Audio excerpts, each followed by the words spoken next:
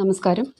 2024 August 20 മുതൽ November 28, 2024 വരെയുള്ള സമയങ്ങളിൽ വ്യാഴം മകൈര്യം നക്ഷത്രത്തിലൂടെ ഗോചരം ചെയ്യുന്നതായിരിക്കും. അപ്പോൾ അതിനിടയിൽ ഇതിൻ്റെ ഒരു അവസാന സമയങ്ങളിൽ വക്രഗതിയിലും വ്യാഴം ഗോചരം ചെയ്യുന്നതാണ്. അപ്പോൾ അടുത്ത വർഷത്തോടു കൂടി പിന്നീട് അത് മിഥുനത്തിലെ മകൈര്യത്തിലേക്ക് പ്രവേശിക്കുന്നതായിരിക്കും. അപ്പോൾ ഇപ്പോൾ ഉള്ളൊരു സമയം എന്നത് ഓഗസ്റ്റ് 20 മുതൽ നവംബർ 28 വരെയുള്ള സമയങ്ങളിൽ കുറച്ചുകൂടി നമ്മൾ അതിനെപ്പറ്റി ഒന്ന് അറിഞ്ഞ് കഴിഞ്ഞാൽ നല്ലതായിരിക്കും. അപ്പോൾ മകൈര്യം എന്ന് പറയുമ്പോൾ അത് ചൊവ്വയുടെ നക്ഷത്രമാണ്. അതിൻ്റെ ഒരു ബേസ് എനർജി എന്ന് പറയുന്നത് ചൊവ്വയുടെ എനർജിയാണ്. അപ്പോൾ ശുക്രൻ്റെ രാശിയിലിരിക്കുന്ന നക്ഷത്രമാണ്, ചൊവ്വയുടെ നക്ഷത്രമാണ് മകൈര്യം. അവിടെയാണ് വ്യാഴം ഗോചരം ചെയ്യാൻ പോകുന്നത്. അപ്പോൾ ഈ ഒരു സമയം എന്നത് ഓരോരുത്തർക്കും അവരവരുടെ ദശാകാലങ്ങൾക്കനുസരിച്ചിട്ട് സ്വന്തം ജാതകത്തിൽ ഈ ഗ്രഹങ്ങൾ എവിടെ ഇരിക്കുന്നു, അതുപോലെ ദശാനാഥനിൽ നിന്ന് ഈ ഗോചരം എവിടെ നടക്കുന്നു എന്നതിനൊക്കെ അനുസരിച്ചിട്ട് വ്യത്യസ്ത ഫലങ്ങളാണ് തരാൻ പോകുന്നത്. അപ്പോൾ ഈ ഒരു ഗോചരത്തെ പറ്റി ചെറിയൊരു അണ്ടർസ്റ്റാൻഡിങ്, നമ്മളതിനെ എങ്ങനെ മനസ്സിലാക്കിയെടുക്കാം എന്നതിനെ പറ്റിയാണ് ഇന്ന് പറയാൻ പോകുന്നത്. അപ്പോൾ മകൈര്യം എന്ന് പറയുമ്പോൾ ഞാൻ ആദ്യം പറഞ്ഞതുപോലെ അവിടെ ചൊവ്വയുടെ ഒരു എനർജിയാണ്.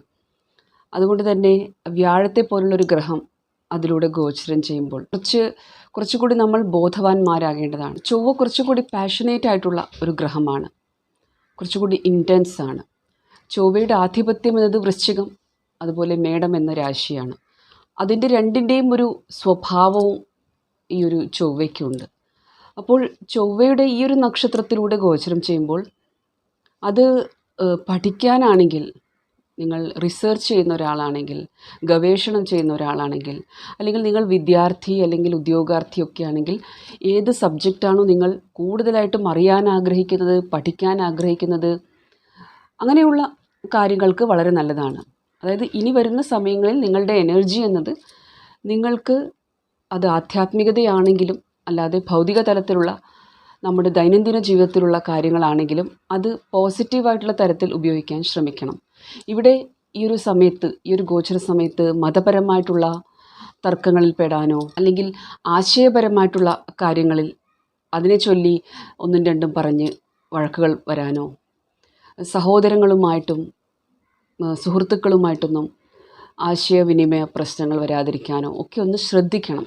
അത് ഇപ്പോഴേ ശ്രദ്ധിച്ചു കഴിഞ്ഞാൽ, ആ അടുപ്പം എന്നത് ഇപ്പോഴേ ശ്രദ്ധിച്ചു കഴിഞ്ഞാൽ മിഥുനത്തിലേക്ക് ഈ വ്യാഴം ഗോചരം ചെയ്യുമ്പോൾ കുറച്ചൊരു സമാധാനം ഉണ്ടാകും. അപ്പോൾ ഇവിടെ ഈ മകൈര്യത്തിൻ്റേതായിട്ടുള്ള ആ ഒരു സ്വഭാവം എന്നത് ആ ഒരു അന്വേഷണ ത്വരയാണ് എന്ന് പറയാം. അന്വേഷിച്ചു കൊണ്ടിരിക്കുക എന്നത്, അതിനൊരു അന്ത്യമില്ല. അതുകൊണ്ട് തന്നെ ഇത് നിങ്ങളുടെ ഈ ഒരു നക്ഷത്രം വരുന്നത് നിങ്ങളുടെ 7ാം ഭാവവുമായിട്ട്, 7ാം ഭാവാധിപനുമായിട്ട്, 5ാം ഭാവാധിപനുമായിട്ട്, ശുക്രനുമായിട്ട്, അങ്ങനെ പല കാര്യങ്ങൾ, ഇത് ചെറിയ ഉദാഹരണമാണ്. അങ്ങനെയൊക്കെ വരുമ്പോൾ മാത്രമല്ല ഈ ദശാകാലങ്ങൾ, ഈ പറയുന്ന ഭാവാധിപന്മാരുടെ ദശാകാലങ്ങൾ, പ്രത്യന്തർ ദശാകാലങ്ങളൊക്കെ വരുമ്പോഴും ഒന്ന് സൂക്ഷിക്കണം. അതായത് വ്യാഴം എന്നൊക്കെ പറയുമ്പോൾ അവിടെ ഒരു മോറൽ വാല്യൂസ് ഉണ്ട്, തീർച്ചയായിട്ടും ആധ്യാത്മിക ചിന്തകളൊക്കെ ഉള്ളതുകൊണ്ട്.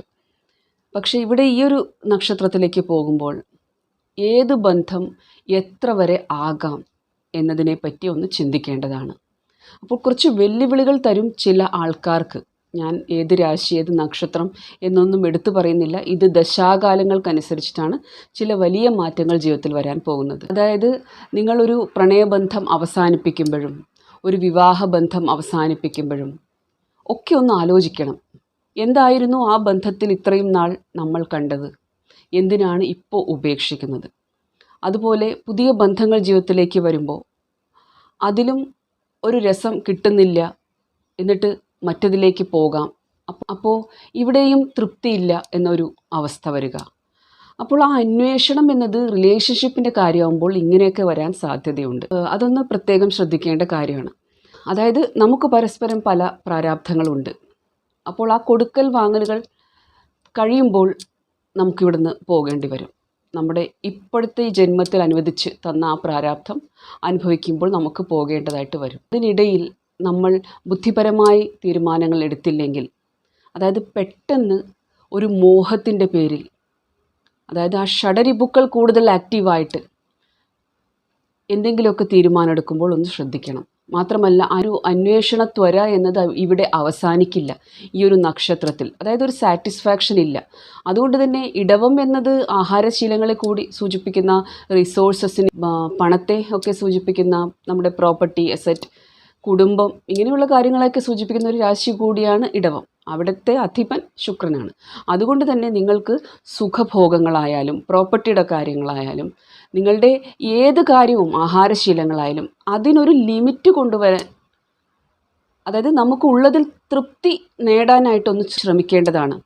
എടുത്തു ചാടി ജോലി മാറുമ്പോഴായാലും ഏത് കാര്യത്തിനും, റിലേഷൻഷിപ്പ് ആണെങ്കിലും പുതിയ റിലേഷൻഷിപ്പ് തുടങ്ങുമ്പോഴും അവസാനിപ്പിക്കുമ്പോഴും ഒക്കെ ഒന്ന് ശ്രദ്ധിക്കണം. അപ്പോൾ ആ ഒരു സാറ്റിസ്ഫാക്ഷൻ തരാത്തൊരവസ്ഥ ഇവിടെ ഉണ്ടാകും. അതേസമയം ഇത് പോസിറ്റീവ് ആവുകയാണെങ്കിൽ, ആധ്യാത്മിക ചിന്തയുള്ള ഒരു വ്യക്തിയാണെങ്കിൽ തീർച്ചയായിട്ടും ആ ഒരു അന്വേഷണം ഇവിടെ ആവാം. നിങ്ങൾ അന്വേഷിക്കും. പൊതുവെ ഒരു കസ്തൂരി മാനിനെ പോലെയാണ് ഈ ഒരു മകയിരത്തെ പറയാറ്. അതങ്ങനെ അന്വേഷിക്കുകയാണ്. അതിൻ്റെ സുഗന്ധം എന്നത് അതിൻ്റെ ഉള്ളിൽ നിന്ന് വരുന്നതാണെന്ന കാര്യം അതറിയാതെ അതങ്ങനെ അന്വേഷിക്കുന്നത് പോലെയാണ്. അപ്പോൾ ഇവിടെ നമ്മുടെ ഒരു അവസ്ഥയും, ഈ വ്യാഴത്തെ പോലുള്ള പ്രധാനപ്പെട്ട ഗ്രഹമൊക്കെ ഇതിലൂടെ പോകുമ്പോൾ നമ്മുടെ ഒരു അവസ്ഥയും അങ്ങനെ ആവാൻ സാധ്യതയുണ്ട്. നമ്മൾ അങ്ങനെ അന്വേഷിക്കും. അത് പഠിക്കുന്ന കാര്യമാണെങ്കിൽ നല്ലതാണ്. പ്രത്യേകിച്ച് ആധ്യാത്മിക കാര്യങ്ങൾ നിങ്ങൾ തിരയും. എന്താണ് ഈ പ്രപഞ്ച സത്യം, പ്രകൃതിയുടെ സത്യം എന്താണ്? പ്രത്യേകിച്ച് പാർവതി ദേവിയുടെ ഒരു സങ്കല്പമൊക്കെ ഈ നക്ഷത്രത്തിലുണ്ട്. അതുകൊണ്ട് തന്നെ അത്തരം തത്വങ്ങൾ, അത്തരം ദേവിയെക്കുറിച്ച് അറിയാനായിട്ട് ഒക്കെ ശ്രമിക്കുന്നത് നല്ലതാണ്. അപ്പോൾ ആ അന്വേഷണം നല്ലതാണ്. അപ്പോൾ നിങ്ങൾ ഒരുപാട് ഇത്തരം ആധ്യാത്മിക കാര്യങ്ങളിൽ, അത് ധ്യാനം ചെയ്തിട്ടായിക്കോട്ടെ, നിങ്ങളുടെ ഇഷ്ടദൈവത്തിൻ്റെ മന്ത്രജപങ്ങൾ, നാമജപങ്ങൾ ചെയ്തിട്ടായിക്കോട്ടെ, ഇങ്ങനെയുള്ള കാര്യങ്ങളിൽ അന്വേഷിക്കുമ്പോൾ കൂടുതൽ ആ പ്രപഞ്ച രഹസ്യങ്ങളെ പറ്റി അറിയാനും, നിങ്ങളിൽ തന്നെ ആ ഒരു ശക്തിയുണ്ട്, നിങ്ങൾ തന്നെയാണതെന്ന തിരിച്ചറിവിനും ഒക്കെ അവസരം വഴിയൊരുക്കിത്തരും. അപ്പോൾ ഇത്തരം കാര്യങ്ങൾക്ക് നല്ലതാണ്. പക്ഷേ ആ ഒരു ബന്ധങ്ങളുടെ കാര്യം വരുമ്പോൾ ഇവിടെ പ്രത്യേകിച്ചും ആ ഒരു വിവാഹത്തിന് മുന്നേ ഉള്ള ആ ഒരു ബന്ധം, ഞാൻ പറയുന്നത് മനസ്സിലാവുന്നെന്ന് വിചാരിക്കുന്നു. അപ്പോൾ അത്തരം കാര്യങ്ങളെ ഒന്ന് വളരെ കരുതിയിരിക്കേണ്ട സമയമാണ്. അതായത് വിവാഹം കഴിഞ്ഞിട്ട് കുഞ്ഞുണ്ടാകുന്നതും വിവാഹത്തിന് മുന്നേ കുഞ്ഞുണ്ടാകുന്നതും തമ്മിൽ വ്യത്യാസമുണ്ട്. അപ്പോൾ അത്തരം കാര്യങ്ങളിൽ കൂടി ഒരു ഈ ഒരു ഗോചരം സൂചിപ്പിക്കുന്നുണ്ട്. അതുകൊണ്ട് തന്നെ ഈ ഒരു വീഡിയോ എന്നത് ശരിക്കും ഒന്ന് മനസ്സിലാക്കാനും അറിയാനും, ഒരു നിങ്ങളുടെ ഒരു ധാർമ്മികതയെ മുറുകെ പിടിക്കാനും, മുതിർന്നവരുടെയും മറ്റുള്ളവരുടെയൊക്കെ ഒരു അനുഗ്രഹവും കാര്യങ്ങളൊക്കെ തേടിയിട്ട് നല്ല രീതിയിൽ ഒരു വിവാഹത്തിലേക്കൊക്കെ പോയിട്ട് കാര്യങ്ങൾ നോക്കാനും ഒക്കെയുള്ള സമയമായിട്ട് കാണണം കൂടിയാണ്. അപ്പോൾ അതൊരു ഇൻഫർമേഷൻ കൂടിയാണ്. ഇങ്ങനെയുള്ള സാധ്യതകൾ എന്നത് എല്ലാവർക്കുമല്ല. തീർച്ചയായിട്ടും നിങ്ങളുടെ ജാതകത്തിൽ ഈ ഒരു മകൈര്യം ആക്റ്റീവ് ആകുന്നുണ്ടെങ്കിൽ, ഈ ഒരു ഗോചര സമയത്ത് മകൈര്യം എന്ന ഒരു ഭാഗം ആക്റ്റീവ് ആകുന്നുണ്ടെങ്കിൽ, ദശാകാലം ആക്റ്റീവ് ആകുന്നുണ്ടെങ്കിൽ, അതുപോലെ അത്തരം സാഹചര്യങ്ങൾ ഉടലെടുക്കുന്നുണ്ടെങ്കിൽ അതിനുള്ള സാധ്യതകളുമുണ്ട് ഇത്തരം ബന്ധങ്ങളുള്ളവർക്ക്. അതുകൊണ്ട് തന്നെ ഇവിടെ വളരെ ശ്രദ്ധിക്കണം. അതായത് രാഹു ഇവിടെ വ്യാഴത്തിൻ്റെ രാശിയിലിരിക്കുന്നുണ്ട്. ഒന്ന് മനസ്സിലാക്കേണ്ടത്, ഇപ്പോഴത്തെ ഒരു സമയത്ത് പ്രധാനപ്പെട്ട ഗ്രഹമായിട്ടുള്ള വ്യാഴം രാശിചക്രത്തിലൂടെ അതിൻ്റെ ആദ്യ ഭാഗത്തിലൂടെ ഗോചരം ചെയ്യുകയാണ്. അതായത് മേടം, ഇടവം അങ്ങനെ എത്തിയിരിക്കുകയാണ്. അതേസമയം ശനിയാണെങ്കിൽ ആ രാശിചക്രത്തിൻ്റെ അവസാന ഭാഗത്തൂടെയാണ്, അത് പൂർത്തിയാക്കാനുള്ളൊരു യാത്രയിലാണ്. കൂടാതെ രാഹു ആ ഒരു യാത്ര പൂർത്തിയാക്കുന്നുണ്ട്. മീനത്തിലാണ് രാഹുവും ഇരിക്കുന്നത്. അപ്പോൾ ഇത് നമ്മളിതൊരു രാശിചക്രം എന്ന് പറഞ്ഞില്ലേ, അപ്പോൾ ഒരു ചക്രം, ഒരു സൈക്കിൾ എൻഡ് ആവുന്നത് പോലെയുള്ള ഒരു സിറ്റുവേഷനാണ്. അപ്പോൾ ചില കാർമികമായിട്ടുള്ള ബന്ധങ്ങൾ ഇതുപോലെ ജീവിതത്തിലേക്ക് വരാനും പറ്റിച്ചിട്ട് പോകാനും ഒക്കെ സാധ്യതകൾ തരുന്നുണ്ട്. കാർമികമായിട്ടുള്ള ബന്ധങ്ങൾ, അതായത് മുൻജന്മങ്ങളിലെ കൊടുക്കൽ വാങ്ങലുകൾ പൂർത്തിയാക്കാനൊക്കെ വരുന്നതായിരിക്കും. പക്ഷേ ഈ സമയം എന്നത് നിങ്ങളുടെ ഉള്ളിലേക്ക് നോക്കാൻ, കസ്തൂരിമാനിൻ്റെ സുഗന്ധം പുറമേ അല്ല, അതിൻ്റെ ഉള്ളിലാണെന്ന് അത് അറിയുന്നത് പോലെ നമ്മളും വിചാരിക്കുന്നു അതറിയണമെന്നത്.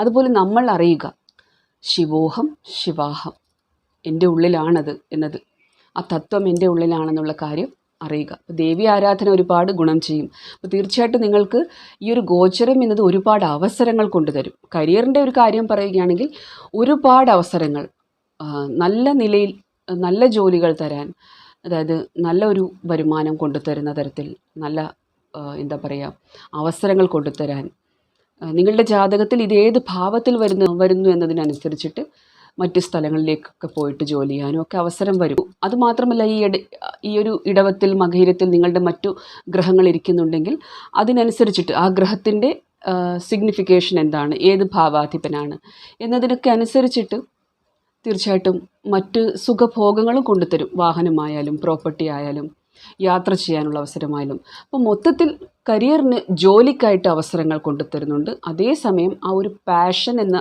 കാര്യം രഹസ്യമായിട്ടുള്ള ബന്ധങ്ങൾക്കുള്ള സാധ്യത കൊണ്ടുതരുന്നുണ്ട്. ഇത് നെഗറ്റീവായി പോകാനും സാധ്യതയുണ്ട്. അതായത് നമ്മുടെ ഇഷ്ടത്തിനനുസരിച്ച് വന്നില്ലെങ്കിൽ ആ ആളോട് ദേഷ്യം തോന്നുക, ആ ഒരു തരത്തിലൊക്കെ ആവാനും സാധ്യതയുണ്ട്. ഈ ഒരു സമയം എന്നത് നല്ല ജോലി, നല്ല പോസ്റ്റ് ലഭിക്കാൻ, പദവി ലഭിക്കാനൊക്കെ സാധ്യത തരുന്നുണ്ട്. അത് തീർച്ചയായിട്ടും നിങ്ങളുടെ ജാതകത്തിൽ ഏത് ദശ, അന്തർദശ, പ്രത്യന്തർദശയൊക്കെയാണ് നടക്കുന്നത്, ദശാനാഥൻ അതുപോലെ ജാതകത്തിലെ ഗ്രഹങ്ങൾ അതിനനുസരിച്ചിട്ടാണ് ഫലം വരുന്നത്. പക്ഷേ ഗോചരത്തിൽ സാധ്യതയുണ്ട്.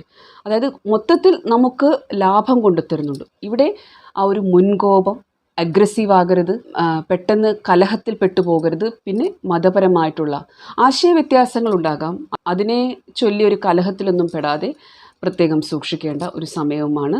ഇതിൻ്റെ ഒരു നെഗറ്റീവായ ഭാഗം എന്നത് പലർക്കും സംശയവും വരാം. ജീവിത പങ്കാളിയെ സംശയിക്കുന്ന തരത്തിലും ആവാൻ സാധ്യതയുണ്ട്.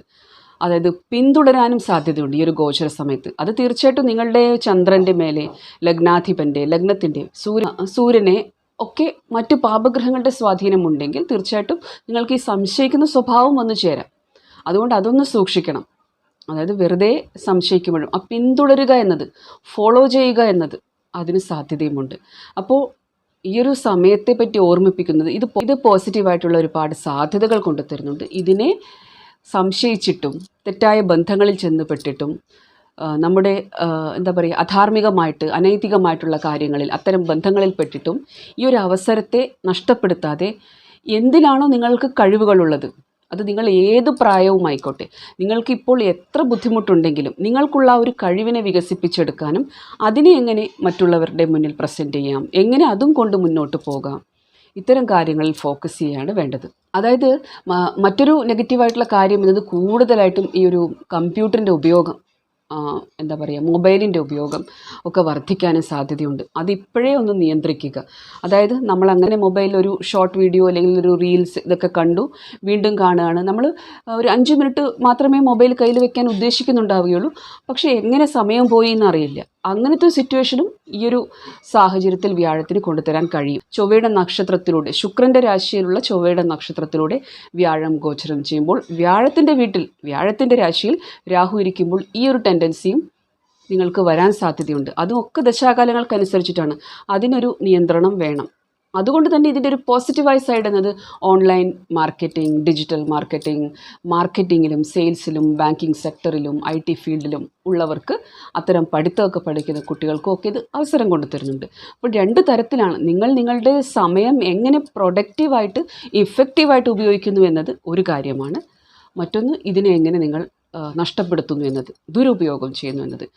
അസുഖങ്ങൾ, അതിനെയും പ്രത്യേകം ശ്രദ്ധിക്കണം. ബ്ലഡ് പ്രഷറൊക്കെ ഉള്ളവരാണെങ്കിൽ, ഡയബറ്റീസിൻ്റെ പ്രശ്നങ്ങളുള്ളവരാണെങ്കിൽ, ഏതെങ്കിലും തരത്തിൽ രക്തവുമായിട്ട് രക്തദൂഷ്യം അല്ലെങ്കിൽ രക്തത്തിലെ ഒരു കണ്ടൻറ്റിൻ്റെ ഒക്കെ കാര്യത്തിൽ പ്രശ്നമുള്ളവരാണെങ്കിൽ, ലിവറിൻ്റെ അസുഖമുള്ളവരാണെങ്കിൽ, പ്രോസ്റ്റേറ്റ് ഗ്ലാൻഡിൻ്റെ അസുഖം, യൂട്രസിൻ്റെ അസുഖം ഉള്ളവരാണെങ്കിലൊക്കെ അവരും ഒന്ന് ശ്രദ്ധിക്കേണ്ടതാണ്. മൊത്തത്തിൽ സ്കിന്നിൻ്റെ കാര്യമായാലും ഒന്ന് ശ്രദ്ധിക്കണം.